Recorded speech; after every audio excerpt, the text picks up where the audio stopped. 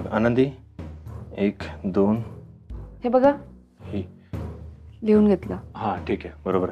हे बघ 3 केसेस आहेत ज्यातले जे आरोपी आहेत त्यांचा कुणाचा तरी एकाचा संबंध योजनाशी असू शकतो. हे बघ ही पहिली केस आहे. या केसमधला जो आरोपी आहे ना, हा दारूच्या नशेत गाडी चालवत असताना याने खूप मोठा ॲक्सिडेंट केलेला होता. 4 लोकांचा जागीच मृत्यू झाला होता. पण ह्याचं म्हणजे ह्याचा डिवोर्स झालेला होता, कारण ह्याच्या बायकोने ऑलरेडी त्याला घटस्फोट दिलेला होता, कारण तो व्यसनी होता. त्याच्यामुळे ह्या आरोपीचा योजनाशी काही संबंध असू शकत नाही. बरोबर आहे. ही दुसरी केस आहे, ही फ्रॉड केस आहे. आता ह्यातला जो आरोपी आहे, पण ह्याचं लग्न तेव्हा ठरलेलं होतं आणि ज्यावेळी ह्याला अटक झाली तेव्हा ते लग्न मोडलं.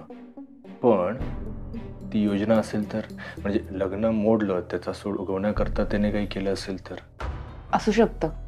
येस, हेच असणार आहे. अहो 1 मिनिट, तुम्ही काय म्हणालात त्यांचं लग्न नव्हतं झालं ना? पण आता योजनाला मुलगा आहे ना आपल्या चिंगी एवढा. ही केस किती जुनी आहे? ही 4 वर्षांपूर्वीची केस आहे. नाही ना, मग कसं असणार? हो नाही, हे नाही. 1 मिनिट, आता बघ ही तिसरी केस आहे. ही असू शकते. म्हणजे बघ ह्यातला जो आरोपी आहे त्याचं नाव होतं दिनेश. त्याच्यावर आरोप होता की त्याने बँकेतले पैसे चोरले होते आणि त्याच बँकेमध्ये तो एम्प्लॉई सुद्धा होता. खरं तर ही एकदम सोपी केस होती, पण जजला हे पटवून देणं की बँकेतल्याच कर्मचाऱ्याने चोरी केलेली आहे हे अवघड होतं.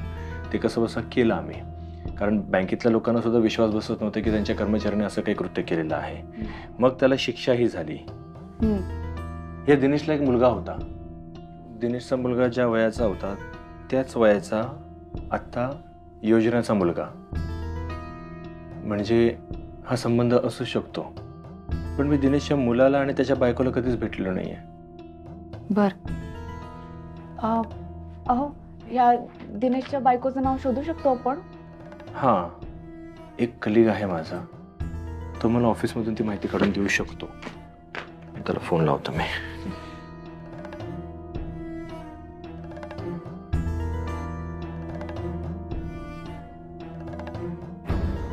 हॅलो, हां शशी, एक खूप महत्त्वाचं काम होतं. मला एक नाव शोधून काढायचं आहे आणि खूप अर्जंट आहे. जितक्या लवकर तू मला शोधून काढून देशील तितकं.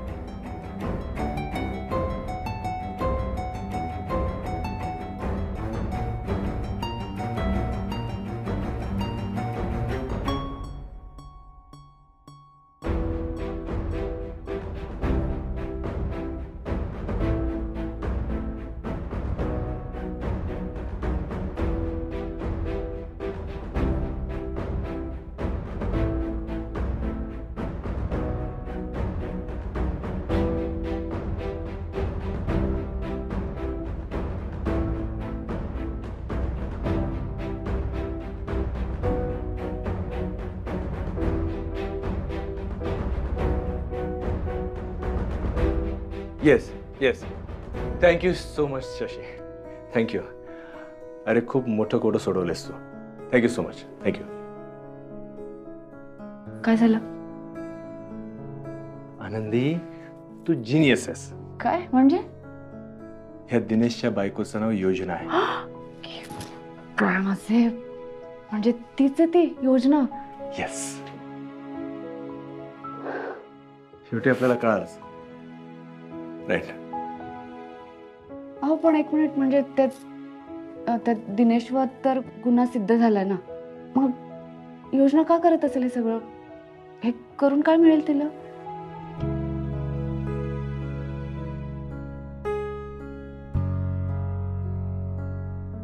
म्हणजे हे तर नक्की आहे की तिच्या नवऱ्याला शिक्षा झाली म्हणून ही ते सगळं करते. पण हे बघ, जर त्याची केस रिओपन केली आणि त्याच्या विरुद्धचे पुरावे जर मागे घेतले तर तो सुटू शकतो, म्हणून ही करत असेल. पण आनंदी, तो खरंच गुन्हेगार आहे, त्याने चोरी केलेली आहे.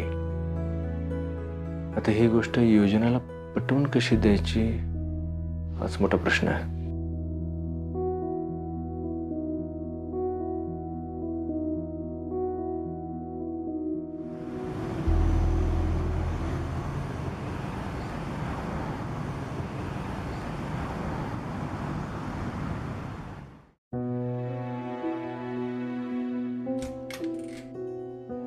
आनंदी येतो मी. अहो थांबा थांबा. हे घ्या.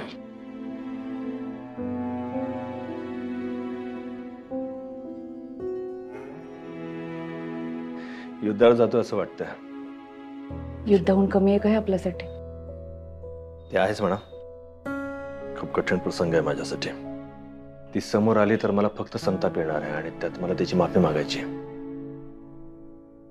मी येऊ का तुमच्यासोबत? नाही नको. तू कबूल केलंस ना तिला. मी एकटाच भेटणार आहे. राहू दे. उगाच पुन्हा ती घाबरून जाईल आणि आपल्याला मदत करायचं टाळेल ती. ठीक आहे, पण बाकी तिच्यासमोर काय बोलायचं हे ठरवलंय ना तुम्ही? काळजी करू नकोस. मी सगळं समजून घेतलंय. मला तिच्याशी काय बोलायचं ते. येतो.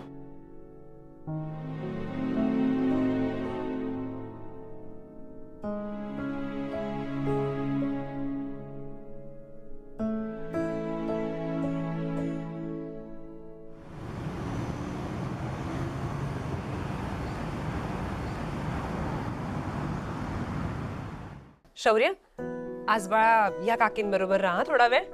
का कुठं बाहेर चाललीस? नाही, मी इथेच आहे. मग यांच्याकडे का थांबायला सांगतेस तू? अरे मला खूप काम आहेत राजा. थांब ना. ताई, आज तुम्ही याला तुमच्या बरोबर ठेवा ना प्लीज. म्हणजे मी इथेच आहे, पण मला ना खूप काम आहेत आणि हा असेल तर मला काम करता नाही येणार. एक खूप महत्वाची मीटिंग आहे. प्लीज. हो हो ठीक आहे ठीक आहे. काकींना त्रास नको देऊस. मस्ती नको करूस. हा, बाय. योजना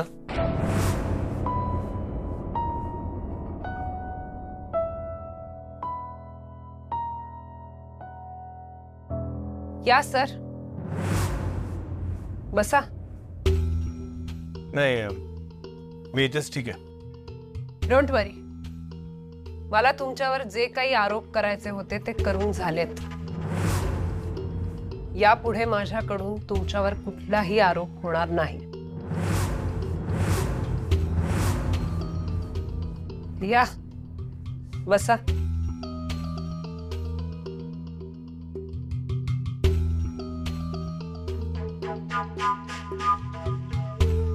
तुमच्या बायकोने सांगितलं तुम्ही बोलण्यासाठी येणार आहात. इथे येऊन काय बोलणं अपेक्षित आहे हे सुद्धा सांगितलं असेलच. योजना, आय एम सॉरी. नशीब. मला वाटलं होतं म्हणाल की मी का सॉरी म्हणू. मी काहीच केलेलं नाहीये. नाही, मी काहीतरी केलं असेलच ना. कळत ना कळत तुझ्या आयुष्यावरती काही ना काहीतरी परिणाम झालाच असणार आहे माझ्यामुळे. ती दुखावली गेली आहेस, तुझ्या आयुष्याची धुळधाण झालेली आहे. त्या सगळ्या गोष्टींमागे मी कुठे ना कुठेतरी कारणीभूत असणारच आहे. त्यासाठी आय एम सॉरी.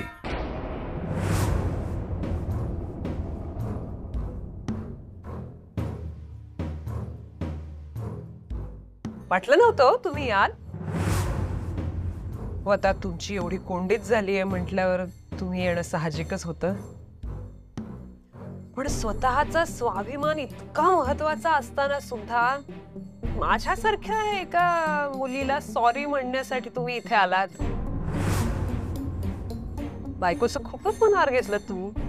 मी तुझी माफी मागितली आहे. झालं ना तुझं समाधान? नाही.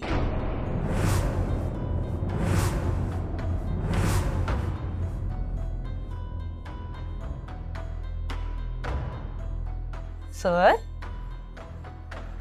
खूपच घाई हो तुम्हाला या सगळ्यातून बाहेर पडण्याची. मला घाई आहे, कारण माझी आणि माझ्या कुटुंबाची तू केलेल्या आरोपामुळे काय अवस्था झाली हे तुला नाही कळणार. माझ्या मुलीला मी शाळेत पाठवू शकत नाहीये. माझ्या घरातल्यांना लोकांकडून वाटेल ते ऐकावं लागतंय. आणि माझ्या घरासाठी, माझ्या घरातल्यांसाठी मी काही करू शकतो. फॅमिली. ते माझं म्हणणं फक्त एवढंच होतं की सॉरी म्हणताय तर कशासाठी सॉरी म्हणायचं हे तरी विचारा. उगाच कशासाठी सॉरी म्हणणं बरोबर नाहीये, नाही का? आता तुम्ही माझ्यावर हात टाकलात म्हणून जर सॉरी म्हणणार असाल तर त्याची काहीच गरज नाहीये, कारण जी चूक तुम्ही केलेलीच नाहीये त्याच्यासाठी मी तुम्हाला माफ तरी काय करणार, नाही का? माझ्या समोर का होईना तू कबूल तर केलंस की मी काहीच केलेलं नाहीये. मी काहीच केलेलं नसताना तू माझ्यावर इतके मोठे आरोप का केलंस? नेमकं तुला हवंय काय? बघा, मी तुमच्या आयुष्यात आले ते अगदी ठरवून. तुमच्या फर्म मध्ये कामाला लागले कारण मला तुम्हाला भेटायचं होतं आणि फक्त एका संधीची वाट बघत होते. कोणती संधी? तुम्ही माझ्यावर विश्वास ठेवाल, ज्या संधीचा मला स्वतःसाठी फायदा करून घेता येईल, तुम्हाला कात्रीत पकडता येईल अशी संधी. पण सर, तुमची कमाल आहे हो. पण इतकं सगळं होऊन सुद्धा तुम्ही मला कॉन्टॅक्ट करण्याचा प्रयत्न सुद्धा केला नाही. काय म्हणजे सर, 1,00,000-1.5 लाख घे आणि गप्प बस असं सांगू शकला असतात. ते केलं नाही. सगळं काही कायद्याने लढण्यासाठीचाच प्रयत्न चालू होता तुमचा, वकील साहेब. योजना, तू स्वतःच आता कबूल केलंयस की मी काहीच केलेलं नाहीये. मग असं असताना मी का तुला लाच देण्याचा प्रयत्न करू? का हे प्रकरण मी दाबण्याचा प्रयत्न करू? मी काहीच केलेलं नाहीये ना. आणि न्याय व्यवस्थेवर माझा पूर्ण विश्वास आहे. कर्णिक, आत्ता केली नसेल तुम्ही चूक, पण 4 वर्षांपूर्वी चूक केली होती. माझ्या नवऱ्याची काहीही चूक नसताना तुम्ही त्याला जेलमध्ये टाकलं. माझा नवरा बिचारा खूप मेहनती होता. ते कधी 1 पैसा चोरला नाहीये कोणाचा. त्याच्या बँकेत चोरी झाल्यानंतर त्यानेच ती केली असा आळ घेतला तुम्ही त्याच्यावर. कशावरून? का केलं ते सगळं? आठवतंय तरी का? दिनेश जाधव, तुझ्या नवऱ्याचं नाव. 2019 ची बँक रॉबरी केस होती. त्याच बँकेमध्ये तुझा नवरा एम्प्लॉई होता आणि बँकेतल्या कोणालाच विश्वास बसत नव्हता की तुझ्या नवऱ्याने चोरी केली होती.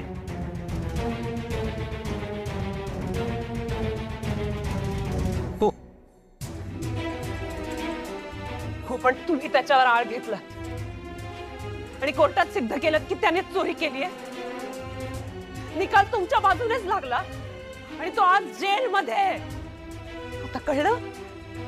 आपण निर्दोष असताना जेव्हा जग दोषी ठरवतं आपल्याला, तेव्हा काय वाटतं? योजना, तुझा नवरा खरंच दोषी होता. नाही, तुम्हाला तो दोषी वाटतोय.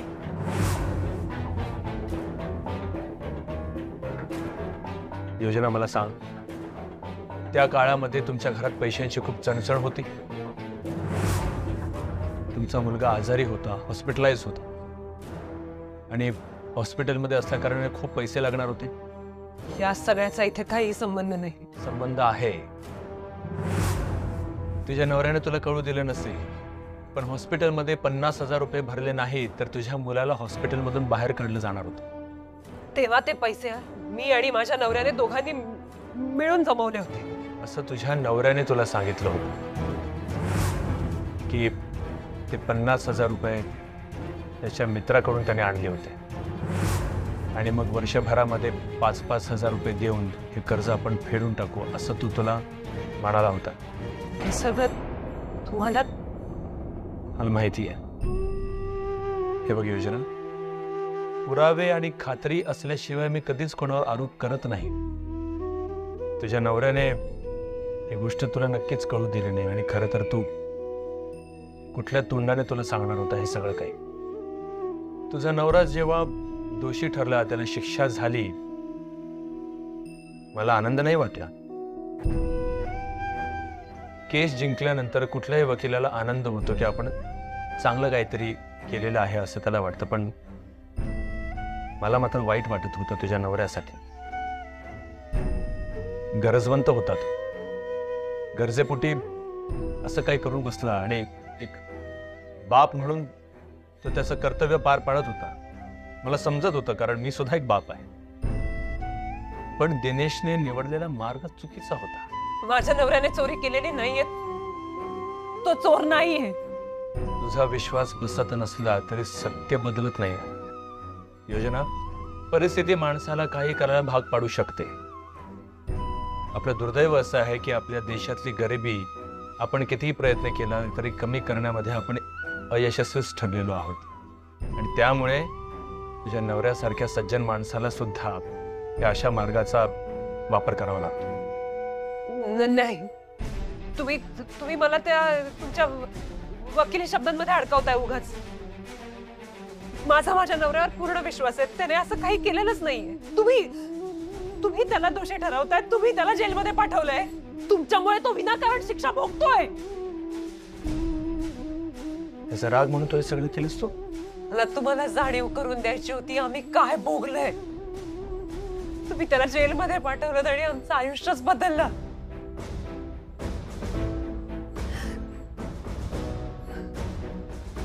आमची नाती दुरावली सगळी.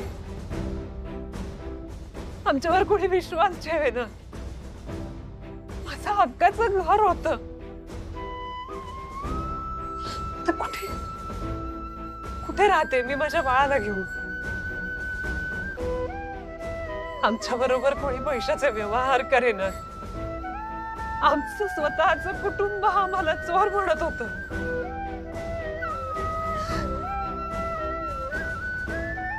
माझ्या मुलाला शाळेत चोराचा मुलगा म्हणून चिडवतात.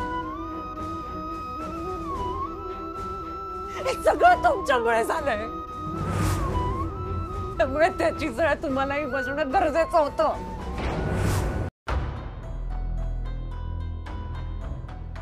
झालंय तुझं समाधान? नाही. मग अजून काय हवंय तुला? तुम्ही मला खात्री द्या. तुम्ही कोर्टात जे पुरावे सादर केले ते सगळे खोटे होते आणि माझा नवरा निर्दोष होता हे सांगाल. माझ्या नवऱ्याची सुटका करा. नाहीतर मी पोलिसात जाईन. आणि एकदा पोलिसांकडे गेले तर नॉन अवेलेबल वॉरंट मी घेईन. मग तुम्हाला जेलमध्ये जावंच लागेल.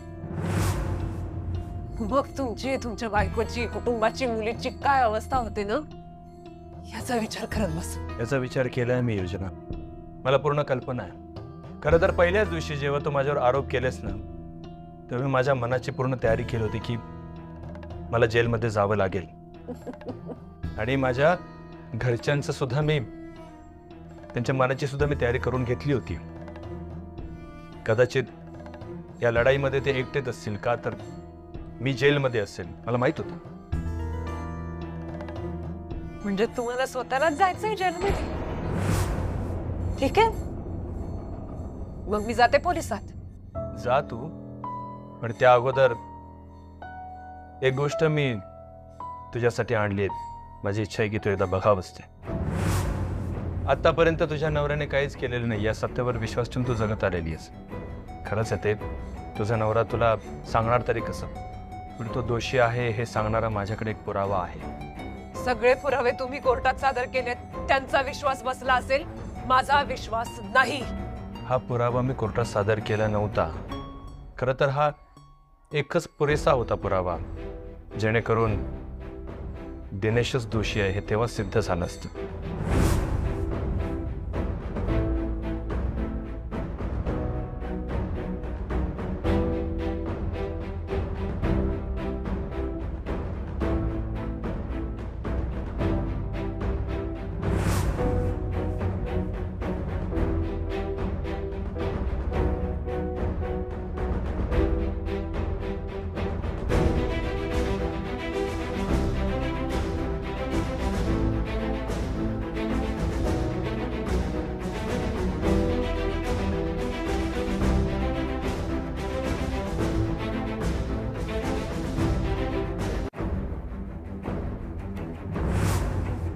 ज्या बँकेत चोरी झाली हे सीसीटीव्ही फुटेज येतं बँकेतलं,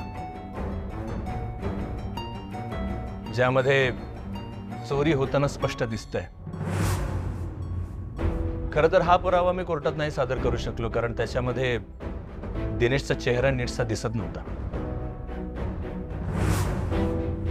आणि बँकेला सुद्धा नको होतं की ही गोष्ट सिद्ध व्हावी, कारण त्यांची सिक्युरिटी सिस्टम किती साधी सोपी होती हे जर का ग्राहकांना कळलं तर ग्राहकांचा बँकेवरचा विश्वास उडेल म्हणून. पण ह्या पुराव्याशिवायच मी हे सिद्ध करू शकलो की दिनेशने गुन्हा केलाय.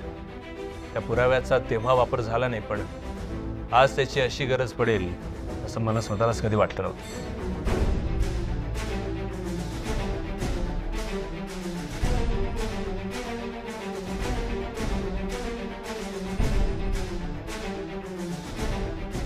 नाही,